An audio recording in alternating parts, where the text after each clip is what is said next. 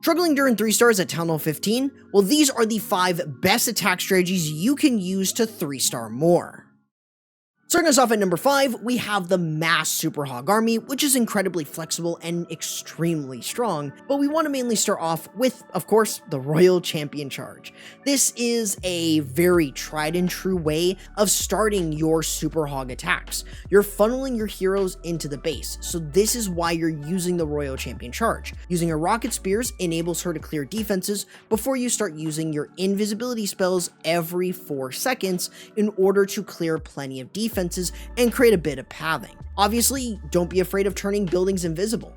This allows you to still do damage with the Electro Boots, but you're able to get plenty of value. That way you can recall her out and use her later in your army. With this part of your funnel set, you're going to use your 2 Yetis in order to cut off the funnel for your heroes. In case you've lured out the CC, you can use this moment to use a poison spell on it so you can deal with it. But that way, you've got your Barbarian King and Archer Queen to start working into the core with the log launcher.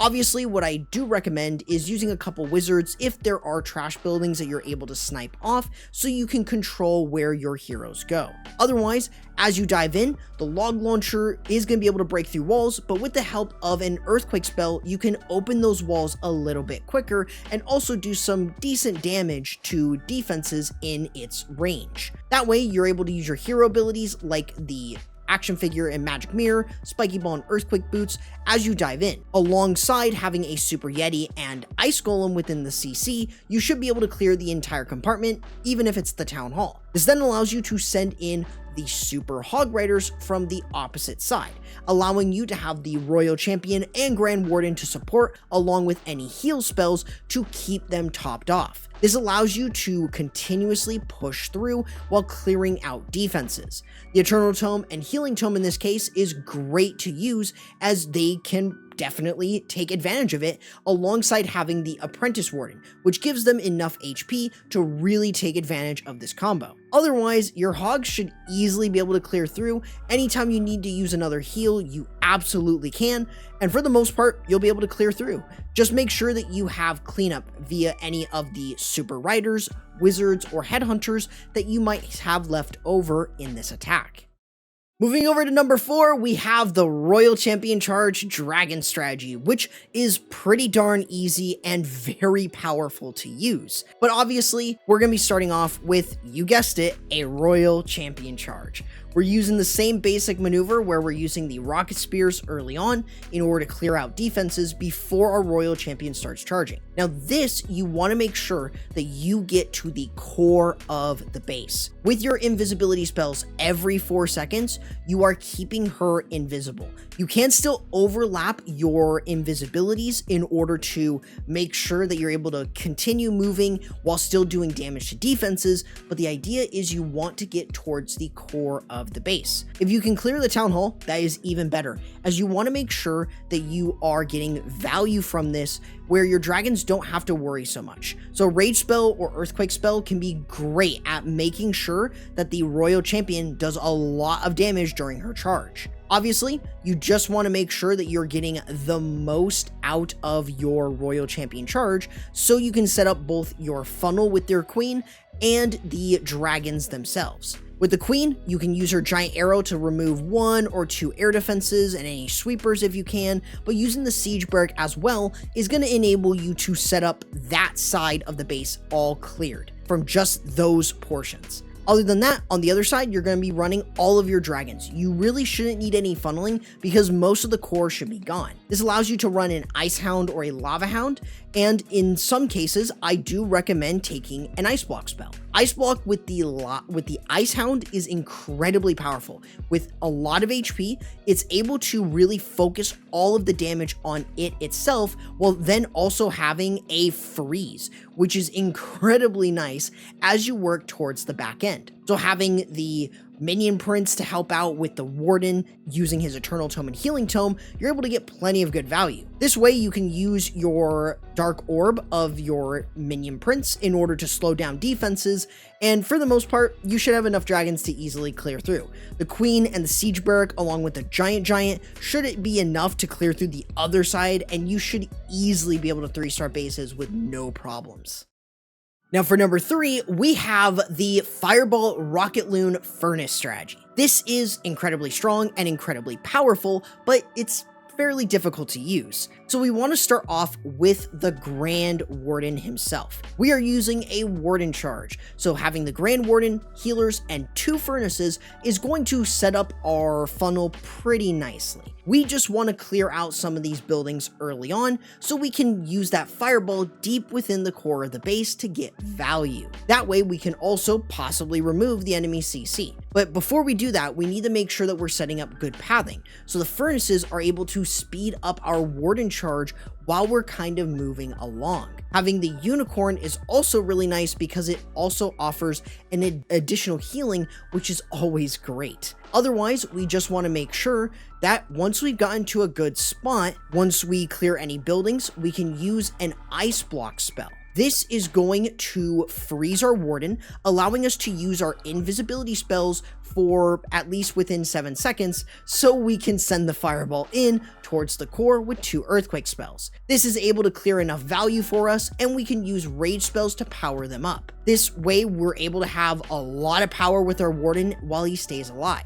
On the other side, we're using the siege barracks in order to get our barbarian king and archer queen into the base. Now with the warden charge on one side, we're easily set in stone. He's going to be able to walk on one side and we should be completely fine. However, with our barbarian king and archer queen, we don't have a ton of a push. So we kind of can mess up in this situation with hero abilities, but for the most part, the king is still able to remove the town hall. Usually I would prefer having both the king and queen, but that's not what happened in this situation. But you should be able to clear through quite a bit of the base with the warden, and the hero should be able to clear through a bit. Same for the royal champion being used on the back end. Furnaces are being used to support your warden charge as you work around, and also having rocket balloons is going to be enough to help clear through some of these back end defenses. Overall, your warden has more than enough power to stay alive since he has multiple ice block spells, multiple rage spells, and the rocket balloons should be enough to help clear through many of the major defenses, and for the most part, you should have more than enough in terms of cleanup, and you easily will be able to 3-star with this so long as you can get value from the fireball. Now moving over to number 2, we have Super Yeti Smash, but no use of a royal champion charge or fireball. This is something that some of the pro players were using recently, and it's incredibly good because you're using a short warden walk. Your warden is walking one side of the base in order to set up funneling. The main way that you're doing this is you're trying to establish enough control for your Super Yetis to work through the middle of the base. So typically I try to recommend this for bases that have easier type of pathing that you can create from a warden walk and the siege barrack on the other side. You can also run the flame flinger, but usually that is going to depend. But for the most part, with a solid funnel set on both sides, you are going to be able to lure over your warden with your Super Yeti, Electro Titan, Queen, King, and obviously balloons to scout out for seeking air mines. Obviously, we want to make sure that as we're diving in, we use a super wall breaker to open the walls. We're able to deal with the enemy CC with a poison spell, and obviously using a rage spell to power into the core. Now in this situation, we are able to also run an ice block spell. Ice block with the warden and the healers and the rage gem is going to keep everything alive for the most part. And as we dive into the core, we've got skeleton spells, the eternal tome to protect everything, and another rage spell to do even more damage. In case we're going through the Town Hall Poison, an ice block is perfect. That means that the healers are going to be able to boost the healing while also being able to stay relatively outside of the poison's range and keep the Super Yetis alive. Otherwise, we can use our other hero abilities like the Barbarian King Spiky Ball and Earthquake Boots, and the Royal Champion on the back end. She doesn't even need the Electro Boots in this situation, and you could very easily crush bases with this strategy. Just make sure that you set up a proper funnel and have a nice amount of cleanup, and you should be able to crush bases with Super Yetis. And look no further to number 1, where we have still Root Riders being super dominant because of how easy, simple, and strong they are against any base. Obviously, we need to start off with, you guessed it, a Royal Champion charge. This is what has defined Root Riders and have made them incredibly strong. So obviously, we're using our Rocket Spears first in order to set up a bit of funneling before our Royal Champion charge. This way we can use our invisibility spells every 4 seconds in order to get the value that we need. Obviously, what I do recommend is to try and overlap defenses after a few hits so you're able to still do damage with the Electro Boots. That way you're not only speeding up your Royal Champion charge, but you're also getting better value from it entirely since you don't have the Spirit Fox.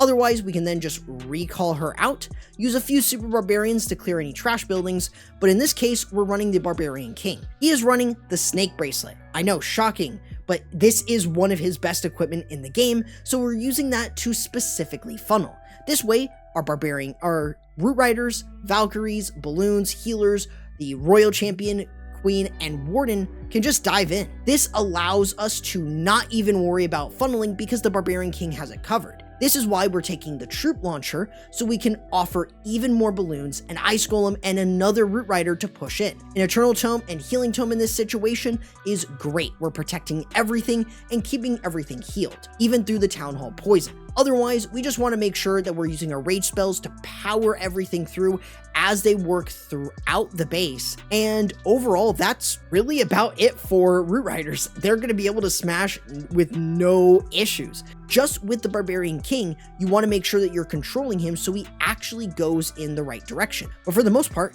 the Snake Bracelet on the King with the Spiky Ball is going to make him insanely tanky. You don't even need to activate his ability early unless he's taking a ton of damage, which is something that you don't want to do. But the Barbarian King's just being able to stay alive for most of the attack, be able to set a funnel for your Root Riders, makes it arguably one of the best equipment to take anytime you want to funnel and use the Troop Launcher. This is the best choice because the Barbarian King is tanky, spawns snakes that can distract and do quite a bit of damage if they overwhelm defenses, and for the most part, you'll be all set for easy 3 stars. Now obviously, with the game being so dominated by Royal Champion charges, hopefully you're able to find something that fits your playstyle that doesn't use it, such as the Super Yetis with the Warden Walk or the Fireball Rocket Balloons. But if you want to see what the best and worst troops are in Clash of Clans right now, check this video out right here, while YouTube says this one is right for you.